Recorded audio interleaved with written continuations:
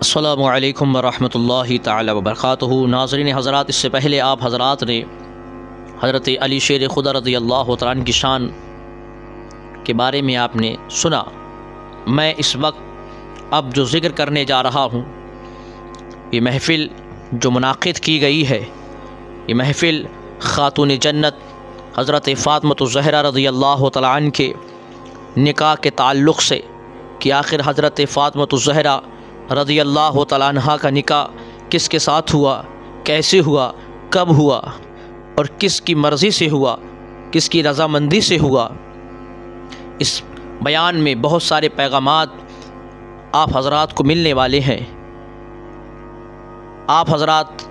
اس بیان کو، اس پیغام کو غور سے سنیں اور اس کو اپنی زندگی میں عملی جامہ پہنانے کی کوشش کریں۔ خاتون جنت رضی اللہ تعالیٰ عنہ سے نکاح، روایات میں آتا ہے کہ حضور نبی کریم صلی اللہ تعالیٰ علیہ وسلم کی لاڈلی صاحبزادی خاتون جنت حضرت سیدہ فاطمۃ الزہرا رضی اللہ تعالیٰ عنہ سے نکاح کے لیے حضرت سیدنا ابو بکر صدیق رضی اللہ تعالیٰ عنہ اور حضرت سیدنا عمر فاروق اعظم رضی اللہ تعالیٰ عنہ نے حضور نبی کریم صلی اللہ تعالیٰ علیہ وسلم کو پیغام بھیجا، مگر حضور نبی کریم صلی اللہ تعالیٰ علیہ وسلم نے ان دونوں صحابہ اکرام رضی اللہ تعالیٰ عنہم کو یہی جواب دیا کہ مجھے حکم الہی کا انتظار ہے۔ ایک دن حضرت سیدنا ابو بکر صدیق اور حضرت سیدنا عمر فاروق اعظم رضی اللہ تعالیٰ عنہم محو گفتگو تھے، اور گفتگو کا موضوع تھا کہ ہمارے سمت بے شمار شرفاء نے حضور نبی کریم صلی اللہ تعالیٰ علیہ وسلم کی دختر نیک اختر حضرت سیدہ فاطمۃ الزہرا رضی اللہ تعالیٰ عنہا سے نکاح کی خواہش کو ظاہر کیا ہے، لیکن ہم سے کسی کو اس بارے میں مثبت جواب نہیں ملا کہ ایک علی رہ گئے ہیں، لیکن وہ اپنی تنگ دستی کی وجہ سے خاموش ہیں۔ ہمیں ان کی حوصلہ افزائی کرنی چاہیے تاکہ وہ حضور نبی کریم صلی اللہ تعالیٰ علیہ وسلم سے حضرت فاطمۃ الزہرا رضی اللہ تعالیٰ عنہ سے نکاح کی خواہش کو ظاہر کر سکیں، خواہش کا اظہار نبی کی بارگاہ میں شیر خدا کر سکیں، علی کر سکیں۔ یہ تمام مشورہ کون کر رہا ہے؟ حضرت ابو بکر صدیق رضی اللہ تعالیٰ عنہ اور عمر فاروق اعظم رضی اللہ تعالیٰ عنہ کے درمیان یہ گفتگو ہو رہی ہے۔ چنانچہ یہ حضرات اسی وقت حضرت سیدنا علی مرتضیٰ رضی اللہ تعالیٰ عنہ کے گھر تشریف لے گئے، تو انہیں پتہ چلا کہ حضرت سیدنا علی مرتضیٰ رضی اللہ تعالیٰ عنہ اس وقت ایک دوست کے باغ کو پانی دینے کے لیے گئے ہوئے ہیں۔ جب یہ حضرات اس جگہ پہنچے تو انہوں نے حضرت سیدنا علی مرتضیٰ رضی اللہ تعالیٰ عنہ کو اس بات پر قائل کیا کہ وہ حضور نبی کریم صلی اللہ تعالیٰ علیہ وسلم سے ان کی دختر نیک اختر کا رشتہ مانگیں۔ انہیں یقین ہے کہ حضور نبی کریم صلی اللہ تعالیٰ علیہ وسلم ان کی جانثاری اور شرافت کی بنا پر انہیں اپنی دختر نیک اختر کا رشتہ دے دیں گے۔ یعنی حضور، جب اے علی تم حضور کی بارگاہ میں جاؤ گے، حضرت فاطمہ سے نکاح کا پیغام لے کر جاؤ گے، تو ہمیں پورا یقین ہے، پوری امید ہے کہ حضور آپ کو رشتے سے انکار نہیں کریں گے، بلکہ آپ سے حضرت فاطمہ کے نکاح کا جو آپ پیغام لے جائیں گے اس کو منظور کر لیں گے۔ یہ گفتگو دونوں صحابی رسول حضرت علی سے کر رہے ہیں۔ حضرت سیدنا علی مرتضیٰ رضی اللہ تعالیٰ عنہ نے ان کا اکابر صحابہ کی تحریر پر حضور نبی کریم صلی اللہ تعالیٰ علیہ وسلم کی خدمت اقدس میں حاضر ہو کر عرض کیا کہ حضور نبی کریم صلی اللہ تعالیٰ علیہ وسلم سے حضرت سیدہ فاطمۃ الزہرا رضی اللہ تعالیٰ عنہا سے نکاح کی خواہش کا اظہار کیا۔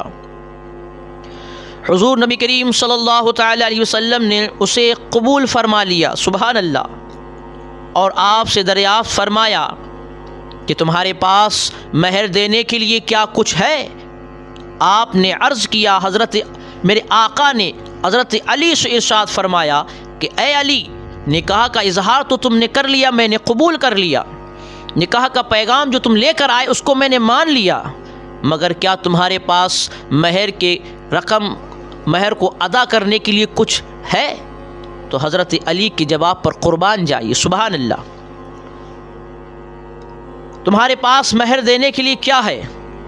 حضرت علی نے عرض کیا، اس وقت میرے پاس صرف ایک گھوڑا اور ایک ذرا موجود ہے۔ حضور نبی کریم صلی اللہ تعالی علیہ وسلم نے آپ سے فرمایا کہ تم جاؤ اور اپنی ذرا فروخت کرو اور اس سے جو رقم ملے وہ لے کر میرے پاس آ جانا۔ اور حضرت سیدنا علی مرتضیٰ رضی اللہ تعالیٰ عنہ نے ذرا لی اور مدینہ منورہ کے بازار میں چلے گئے۔ اب یہاں سے میں آپ حضرات کو ایک سبق دینے کی کوشش کر رہا ہوں، ایک اہم بات، ایک اہم پیغام آپ حضرات کی خدمت میں پہنچا رہا ہوں، اس کو ذہن نشین کر لیں، اپنے ذہنوں میں بٹھا لیں کہ مدد کرنے کا طریقہ تو سیکھیں تو صحابہ کرام کی زندگی کو پڑھ لیں۔ اسی لیے تو میرے آقا نے فرمایا کہ جو میرا امتی میرے اور میرے صحابہ کے نقش قدم پر چلے گا، میرے فرمان پہ عمل کرے گا، میرے صحابہ کے طریقوں کو پکڑا رہے گا، وہی کامیابی کی منزل کو طے کر سکے گا، وہی کامیاب میرا امتی ہے۔ یعنی آپ کو کوئی کام کرنا ہو تو پہلے صحابہ کی اکرام کی زندگی کو دیکھ لیں کہ صحابہ اکرام نے اس زندگی کو کیوں کیا، کیسے کیا، کیونکہ وہ صحابی رسول وہی کام کیا کرتے جس کام کو کرنے کا نبی حکم فرمایا کرتے تھے، جس کام کو کرنے کو نبی ان سے ارشاد فرمایا کرتے تھے، صحابہ صرف اسی کام کو کیا کرتے تھے، اس کے خلاف ذرہ برابر بھی کوئی کام کرنے کو آمادہ نہیں، ارادہ تک نہیں کیا کرتے تھے۔ تو صحابی رسول ایک دوسرے کی مدد کیسے کرتے ہیں، یہ بات جو میں آپ کو آگے بتانے جا رہا ہوں، اس کو غور سے سنیں۔ آج ہم کسی کی مدد کرتے ہیں تو اس پہ احسان جتاتے ہیں، کہتے کہ فلاں جگہ تو بھول گیا، میں نے تیرا احسان کیا تھا، اتنے پیسے تجھے دیے، ایسی تیری مدد کی، آپ نے جب اتنا جتا دیا اسے، تمہارا احسان اسی وقت ختم ہو گیا، جو ثواب تمہیں ملا تھا وہ بھی ختم ہو گیا، کیونکہ تم نے اس پر احسان کیا۔ رب نے کبھی تم پہ کبھی احسان جتایا نہیں، اتنا سب کچھ رب عطا کر رہا ہے، کبھی نہیں فرمایا کہ میں نے تجھے فلاں چیز بندی عطا کی، تو نماز کیوں نہیں پڑھتا؟ اے انسان، ذرا اپنے عقل کے دروازوں کو کھول لے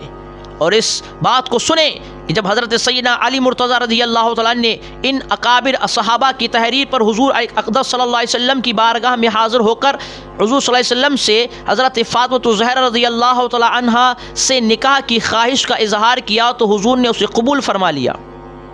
اس کے بعد پوچھا کہ مہر ادا کیسے کرو گے؟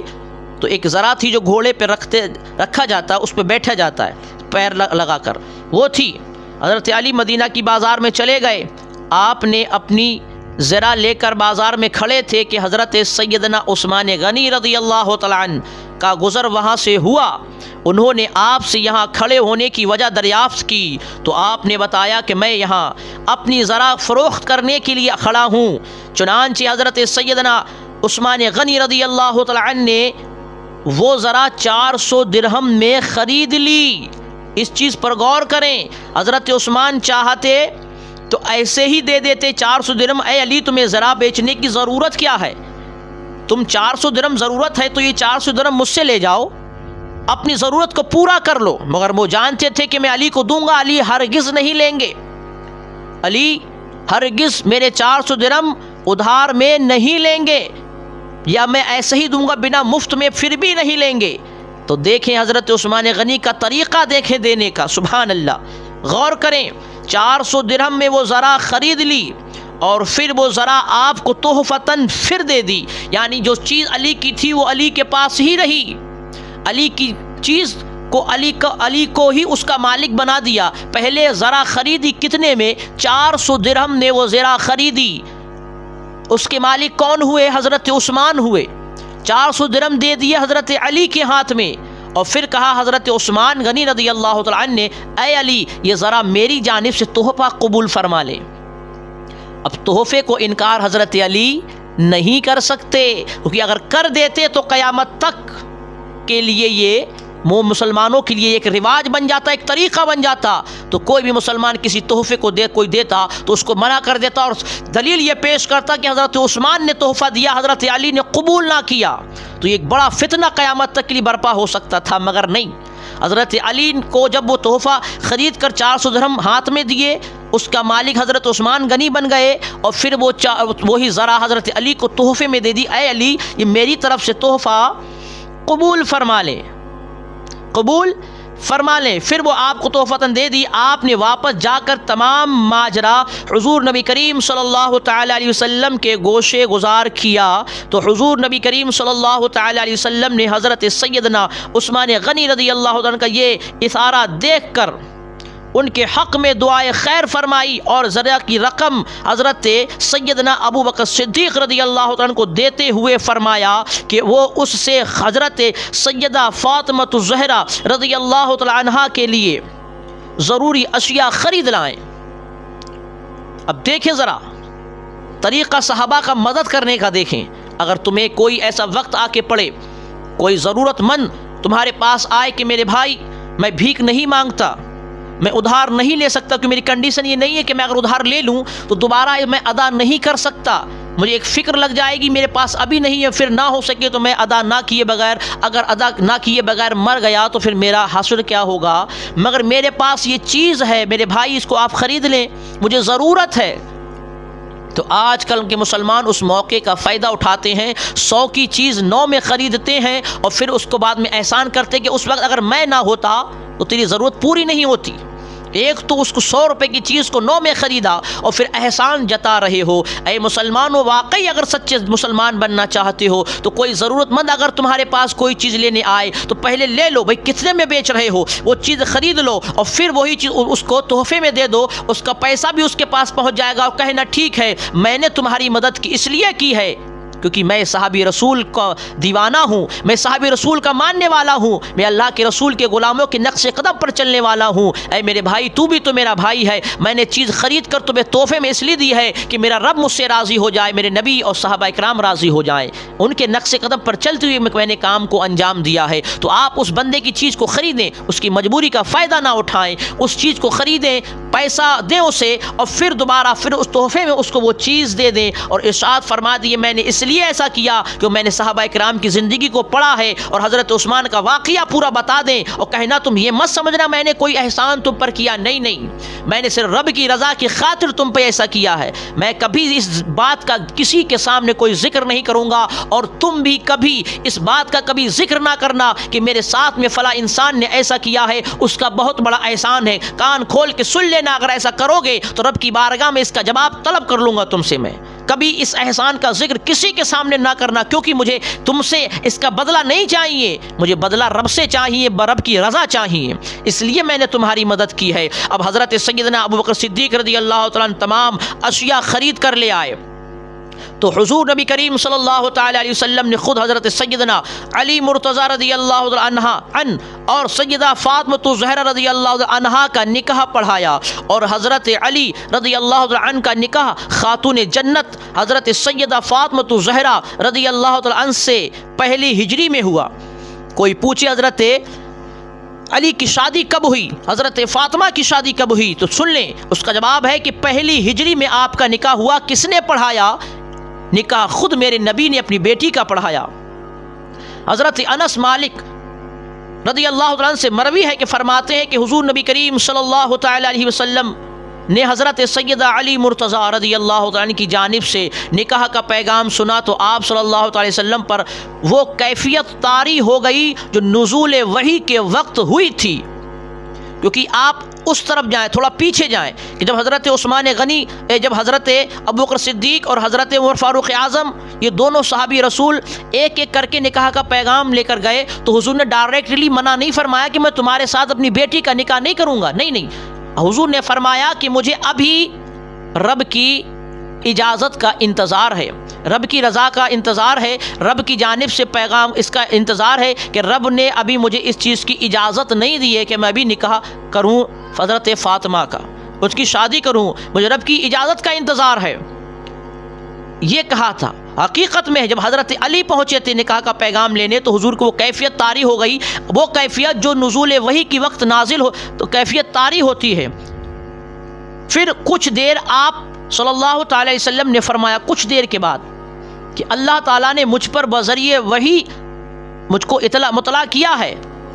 کہ میں اپنی لاڈلی بیٹی حضرت فاطمہ الزہرا رضی اللہ تعالی عنہا کا نکاح علی سے کر دوں۔ آپ نے تب جا کر نکاح کیا حضرت علی سے جب پہلے میرے رب کی جانب سے اجازت مل گئی کہ اے میرے محبوب حضرت فاطمہ کا نکاح علی سے کر دیں، کیونکہ علی فاطمہ کے لیے ہے اور فاطمہ علی کے لیے ہے۔ تب جا کر آپ حضرت علی کا نکاح، میرے آقا نے حضرت فاطمہ کا نکاح حضرت علی کے ساتھ کیا جبکہ رب کی بارگاہ سے اجازت مل گئی۔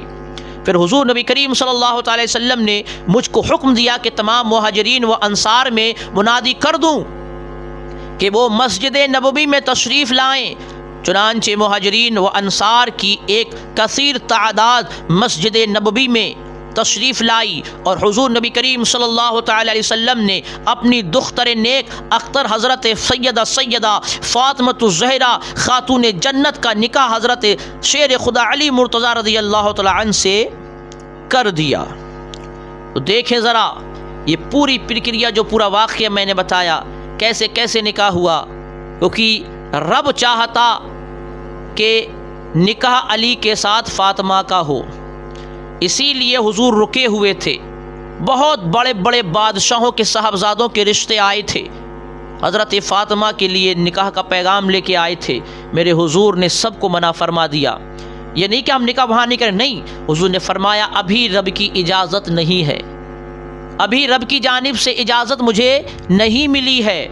کیونکہ حضور کسی کا دل توڑنا نہیں چاہتے۔ کوئی رشتہ لے کر آئے ڈائریکٹلی منع کر دیا، نہیں میں تمہارے ساتھ نکاح نہیں کروں گا اپنی بیٹی کا، تو اس کا دل وہ مایوس ہو جاتا، اداس ہو جاتا۔ حضور نے ڈائریکٹلی منع کر دیا۔ میرے حضور دل توڑنے نہیں، دل جوڑنے آئے ہیں، وہ رحمت للعالمین ہیں، کسی کا دل کو دکھانے کے لیے نہیں آئے ہیں۔ میرے حضور فرماتے ہیں نہیں، میں ایسا نہیں ہے کہ میں کسی کے ساتھ ان کے ساتھ نہیں، بلکہ رب کی ابھی اجازت نہیں ملی، میرا رب فرمائے گا کہ فاطمہ کا نکاح کس کے ساتھ کرنا ہے، تو رب کی اجازت ہوئی کہ علی کے ساتھ کر دو نکاح،